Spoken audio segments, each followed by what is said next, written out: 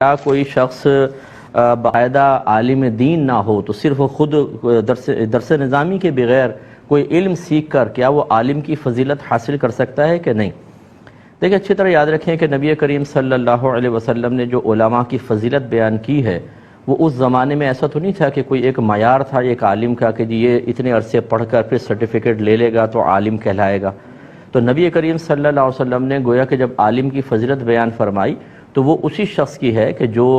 تب عقائد کے باب میں مستقل ہو، یعنی وہ کسی کی محتاجی کے بغیر تمام عقائد از خود جانتا ہو،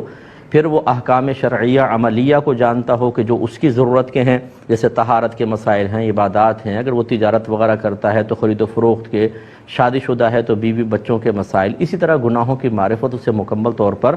حاصل ہونی چاہیے۔ اور اگر کوئی ایسے مسئلے ہیں کہ جو مطلب اس کے ذہن میں نہیں لیکن کتابوں میں موجود ہیں اور اتنی صلاحیت اس میں ہے کہ کتابوں سے از خود مسئلے دیکھ کر بغیر کسی کی مدد کے نکال سکے، تو اس پر عالم کا اطلاق ہوگا اور اسے باقاعدہ انشاءاللہ علماء کی فضیلت بھی ملے گی۔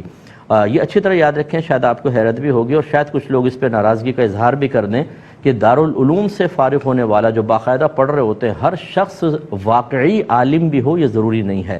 بعض بچے ایسے ہوتے ہیں کہ ٹیچرز اچھی تربیت کرتے ہیں، بہت اچھا پڑھاتے ہیں، لیکن وہ ذہنی طور پہ پڑھنے کے لیے آتے ہی نہیں ہیں، وہ اپنے معاشی مسائل کے لیے حل کے لیے آتے ہیں یا آوارہ گردیوں میں پڑ جاتے ہیں اور نہ ضروری مسائل سیکھتے ہیں نہ کچھ، اور فارغ ہو کر سرٹیفکیٹ لے کر اپنے آپ کو معاشرے میں عالم کہلواتے ہیں، حتیٰ کہ بعض اوقات تو مفتی لکھواتے ہیں، لیکن ان میں وہ قابلیت اور صلاحیت نہیں ہوتی تو انہیں بالکل فضیلت نہیں ملے گی، اگرچہ سرٹیفکیٹ کی روشنی میں یہ عالم ہے۔ اور ایک شخص ہے، اس نے تمام علوم وغیرہ سیکھے ہیں باقاعدہ، یہ تو علماء سے سیکھ لیے، کسی کی صحبت میں رہ کر کتب پڑھ لیں جو مطلب ایسی کہ علماء نے ان کو سمجھائیں تو ان کے تمام ضرورت کے مسائل بھی آ گئے، اور اگر وہ اپنی ضرورت کے مزید مسائل دیکھنا چاہے تو کتاب سے نکالنے کی صلاحیت بھی بیدار ہو گئی، انشاءاللہ اس کو فضیلت میں سے حصہ مل جائے گا۔